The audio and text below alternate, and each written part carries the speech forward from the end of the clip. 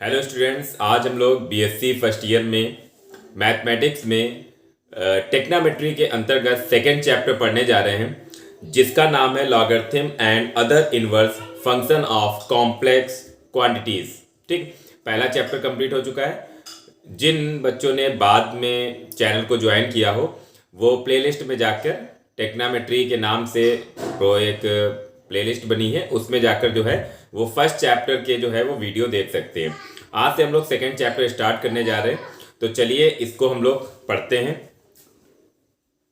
सबसे पहले है लॉगरिथम ऑफ कॉम्प्लेक्स क्वांटिटी, यानी जो कॉम्प्लेक्स क्वांटिटी है उसका लॉग क्या होगा। If Z be a given complex quantity, यानी जेड जो है ये कॉम्प्लेक्स क्वांटिटी है और डब्ल्यू जो है वो एक कॉम्प्लेक्स क्वांटिटी है, यानी जेड हमें गिवन है, डब्ल्यू उसकी वैल्यू आएगी। क्योंकि हम लोग जानते हैं कि कॉम्प्लेक्स क्वांटिटी की जो वैल्यू आती है वो भी क्या आती है, कॉम्प्लेक्स क्वांटिटी ही आती है। तो e की पावर w इक्वल क्या होगा, z। अगर इसको हम log के फॉर्म में कन्वर्ट करें तो हमें क्या मिलेगा, log e बेस पर z इक्वल w, यानी z क्या है, कॉम्प्लेक्स क्वांटिटी। कॉम्प्लेक्स क्वांटिटी का log जो है वो भी क्या मिलेगा, एक कॉम्प्लेक्स क्वांटिटी, उसे हमने क्या लिख लिया, w। तो हमने w को लेट कर लिया u प्लस आई वी। ठीक, तो W की आगे हमने U प्लस आई वी लिखा, इसको अलग किया तो e की पावर u इंटू ई की पावर आई वी। तो e की पावर u और इसे हमने यूलर्स थ्योरम से ओपन किया। तो अगर e की पावर आई थीटा होता है तो उसे क्या लिखते हैं, cos theta plus i sine theta. ये जो है वो फर्स्ट चैप्टर में है। यूलर्स थ्योरम बहुत ही इंपॉर्टेंट है, जिन्होंने अभी तक नहीं देखा हो वो जरूर देख ले। तो ये वैल्यू किसके इक्वल हो गई, z के। तो e की power u cos v plus i sine v बराबर z। अगर हम e की पावर u की वैल्यू लिखें तो क्या हो जाएगी, मॉड z। यानी अगर इसका मॉड लेंगे तो क्या लिखेंगे, इसका मॉड, तो इसका मॉड यही आएगा। और इसका मॉड क्या होगा भाई, हम लोगों ने पढ़ा है कि अगर हमारा कोई कॉम्प्लेक्स नंबर x प्लस आई वाई है तो इसका मॉड क्या होता है, अंडर रूट रियल का स्क्वायर प्लस इमेजिनरी का स्क्वायर, यही तो होता है। तो यहाँ क्या हो जाएगा, root cos square V plus sine square V, उसकी वैल्यू क्या होती है, 1। ठीक, तो e की पावर u बराबर मॉड z और v की वैल्यू कितनी हो जाएगी, आर्गुमेंट ऑफ z, यानी z का आर्गुमेंट क्या है, v है। ठीक, तो u की वैल्यू log e बेस पर मॉड z। तो w इक्वल क्या था, w इक्वल हमने क्या लेट किया था, u प्लस आई वी। तो u की वैल्यू log e बेस पर मॉड z और प्लस i और v की वैल्यू आर्गुमेंट ऑफ z। ठीक, तो किसी भी x प्लस आई के फॉर्म में कोई है तो उसको हम इस तरह से हम ब्रेक कर सकते हैं। चलिए आगे देखते हैं। If z equal R E की पावर आई थीटा। ठीक, तो यहां पर r क्या है, modulus of z। log z कितना हो जाएगा, अगर हम इधर दोनों साइड में log लेंगे तो log r प्लस आई थीटा। थीटा क्या है, आर्गुमेंट, और हम जानते हैं कि जो आर्गुमेंट होता है वो ग्रेटर देन माइनस पाई और लेस देन इक्वल पाई के होता है, ये हम लोगों को पहले से पता है। ठीक, अब यहाँ पर दो केस है। पहला case logarithm of negative real number, यानी निगेटिव है लेकिन रियल नंबर है, तो log माइनस एक्स क्या हो जाएगा, log x प्लस आई पाई। केस सेकंड है कि logarithm of Holi imaginary number, यानी अगर कोई इमेजिनरी नंबर है तो उसका लॉगरिथम क्या होगा, तो log i y equal log y plus half i pi. और अगर ये निगेटिव है इमेजिनरी वाला पार्ट तो log y minus half i pi. तो ये दो केस हमारे हैं। अब हम लोग जो है वो आगे सीखते हैं, यानी कोई भी अगर हमारा कॉम्प्लेक्स नंबर है तो उसका हम log का फॉर्मूला हमारा क्या होगा। तो अगर z इक्वल एक्स प्लस आई वाई है तो इसका लॉगरिथम क्या होगा, ये हम फाइनल सीखते हैं। तो दो वैल्यू होती है, एक होती है प्रिंसिपल वैल्यू और एक होती है जनरल वैल्यू। ठीक, तो principal value log x plus आई वाई की क्या होगी, half log x square plus Y square plus i tan inverse y upon x, क्योंकि यहाँ थीटा था ना, तो थीटा का मतलब क्या होता है, ten inverse y upon x। ठीक, और यहाँ पर क्या था, मॉडुलस, तो मॉडुलस क्या होता है, under root X square plus Y square, और रूट का मतलब पावर हाफ, हाफ आ गई आगे। तो ये है प्रिंसिपल वैल्यू।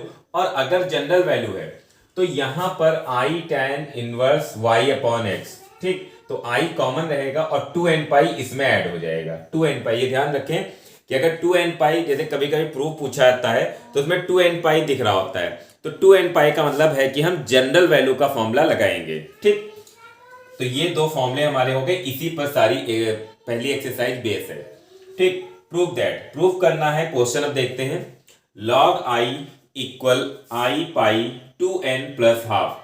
देखिए जो प्रूफ में 2n आ रहा है, इसका मतलब जनरल वैल्यू का फॉर्मूला लगेगा। ठीक, तो जनरल वैल्यू के फॉर्मूले में जो प्रिंसिपल वैल्यू का फॉर्मूला होता है उसमें जो हमारा थीटा होता है उसके साथ 2n पाई ऐड हो जाता है। ध्यान रहे कि i बाहर रहेगा, उसके साथ 2n पाई ऐड होगा, या ये कहेंगे इस पूरे में ऐड करने के लिए कहेंगे तो 2in पाई ऐड होगा, तभी तो i कॉमन लेके लिखा है।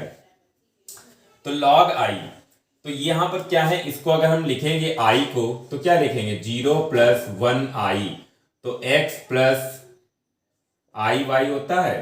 ठीक, तो x की वैल्यू क्या हो गई 0 और y की वैल्यू क्या हो गई 1।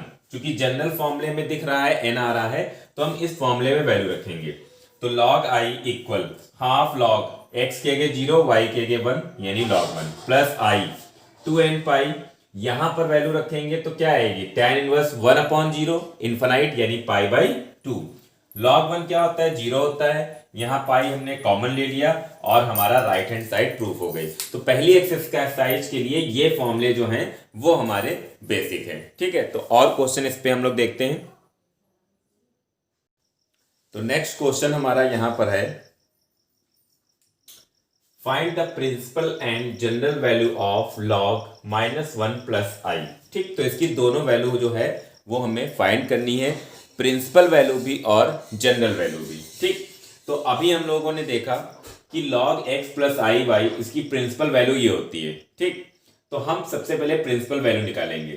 तो x की जगह कितना -1 और y की जगह कितना +1 हम इस फॉर्मूले में रख देंगे। तो log 2 और यहां पर tan इनवर्स 1/-1 यानी tan इनवर्स -1, और हम जानते हैं tan इनवर्स -1 किसकी वैल्यू होती है 3π/4 की, तो ये हो जाएगा 3π/4। सिंपल, तो प्रिंसिपल वैल्यू आ गई। अब जनरल वैल्यू के लिए क्या करेंगे, i और ब्रैकेट में 3π/4 लिखा है, इसमें हम 2n पाई ऐड कर देंगे। ठीक, पाई कॉमन ले लेंगे, ये हमारी हो जाएगी जनरल वैल्यू। तो इस क्वेश्चन में हमने जनरल वैल्यू और प्रिंसिपल वैल्यू दोनों फाइंड करना जो है वो सीख लिया। अब थोड़ा कठिन क्वेश्चन की तरफ मूव करते हैं। तो नेक्स्ट क्वेश्चन हमारा है, prove that log 1/1 minus e की power I theta equal log 1/2 cosec theta by 2 plus I bracket में π/2 माइनस थीटा बाई 2। बहुत इंपॉर्टेंट क्वेश्चन है, बहुत बार ये पूछा गया है। तो हम क्या करेंगे LHS ले लेंगे। ठीक, हम जानते हैं कि अगर log में जैसे ये लिखा है 1/z, तो ये कितना हो जाता है -log z, यानी अगर अब इनको हम इंटरचेंज करें तो आगे का साइन बदल जाएगा। तो हमने आगे क्या लग गया माइनस और ये टर्म पहुंच गया ऊपर।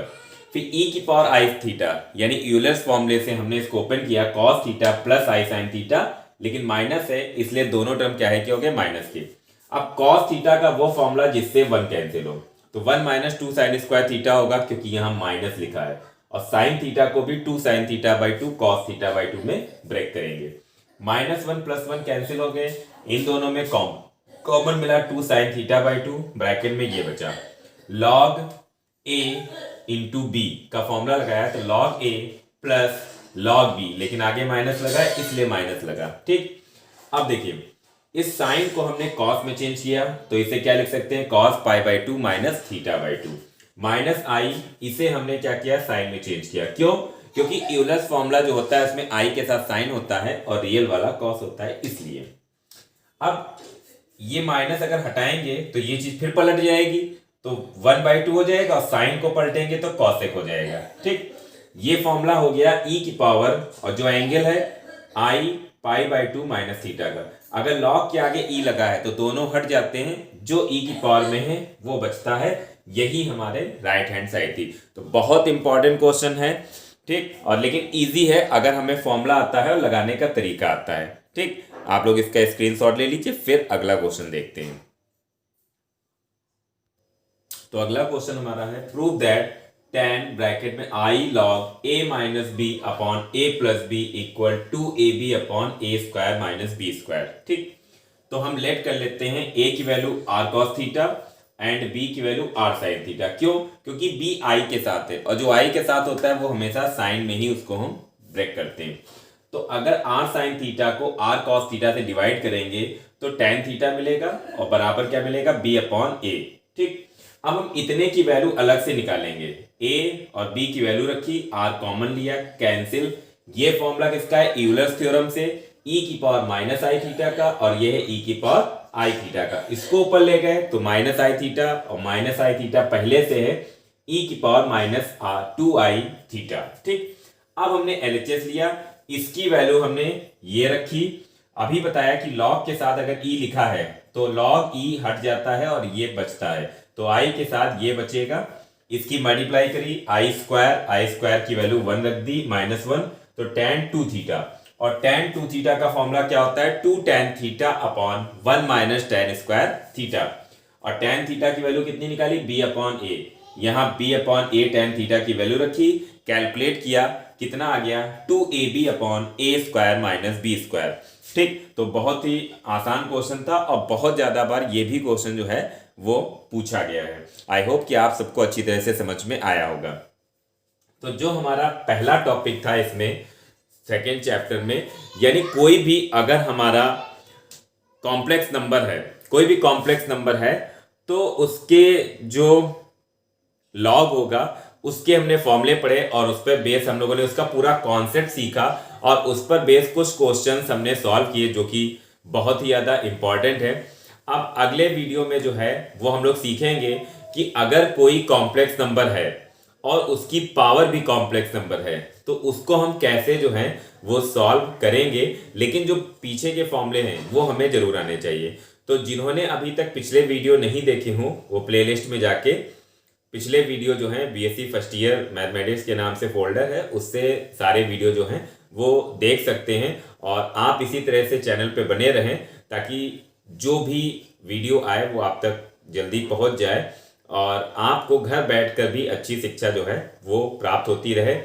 और आगे हम लोग, जैसे कि आप लोगों को पता भी होगा कि TGT PGT की जो तैयारी है वो भी स्टार्ट हो चुकी है।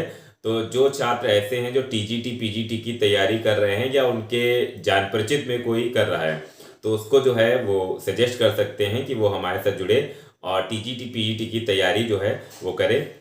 अभी बहुत देर नहीं हुई है, आसानी से कवर हो जाएगा और इसी श्रृंखला में हम लोग जो है वो उसमें सॉल्व कर ले। आप लोग जो हैं BSc वाले वो भी उसे देख सकते हैं, वो पर्टिकुलर कुछ लोगों के लिए नहीं है बल्कि जो भी मैथ के टच में है, जो भी मैथ पढ़ रहा है, ठीक, उस सभी के लिए, चाहे वो TGT PGT वाले हों, इंटर क्लास के हों, फर्स्ट ईयर क्लास के हों, BSc क्लास में हों, सभी को उससे बेनिफिट है क्योंकि चैप्टर्स तो वही हैं जो हम BSc में या फर्स्ट ईयर में, इंटर में पढ़ते हैं।